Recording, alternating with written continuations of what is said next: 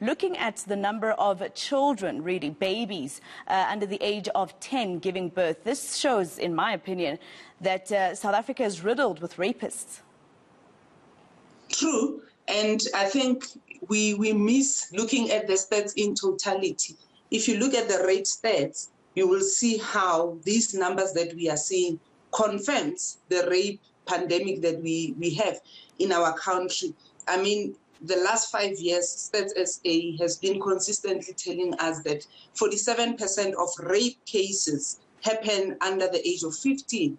You know, victims of rape are those under the age of 15 or 15 and below.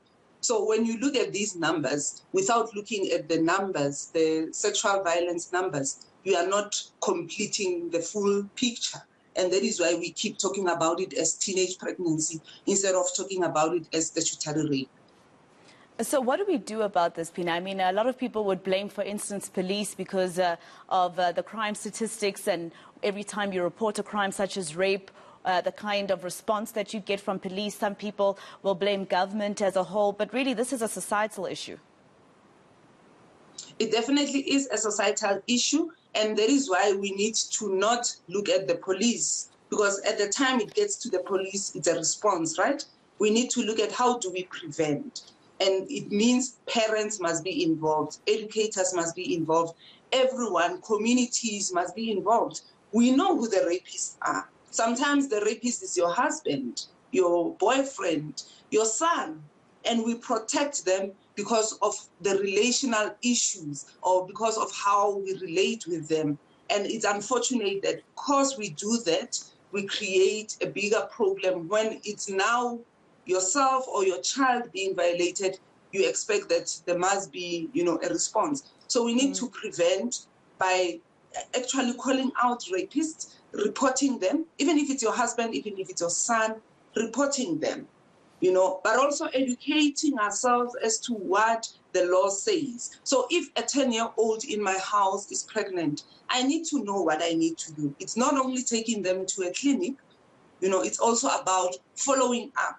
A nurse who receives this 10-year-old has a responsibility to link them up to social workers who then need to come and follow up. If that is not done, you need then to question why it's not being done. And also, we need to make sure that once we reported a case, we follow up. We don't just, you know, let it go like that. And that's where we fail ourselves, and that's where we fail these young girls who are every day being violated by the system. And I like the fact that you use we. You mentioned quite a lot of adults who are supposed to be playing a role, parents, for instance, and nurses or hospital staff that are supposed to assist these children who give birth at that age. But it seems the adults are not doing much. We're only up in arms when another big case comes into the statistics. Adults are failing dismally, and we're failing first in the home. So most girls report to their parents who don't believe them. If they do believe them, or if they hear the case and they have a vested interest, there was cases not so long ago in the media where a child was being raped and the mother was receiving gifts and money from the perpetrator. And because she was receiving this money, these gifts, she was not reporting the case. My sense is that such parents should be arrested as well, because, you know, they are enabling rape. We should not only look at the perpetrator in such instances, but also the guardians who are failing to follow through and report, or who shield these perpetrators.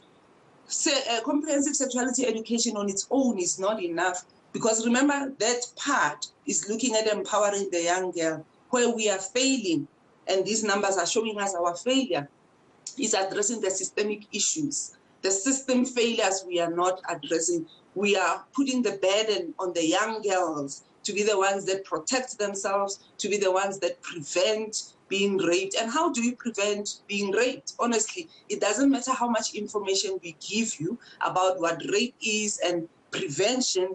If we are not addressing the system for its failures, we are continuing to enable the rape culture in our society. So I am a staunch supporter of the CSE program, but I also believe that it should be paralleled with programs where we are educating communities about taking responsibility and reporting these crimes.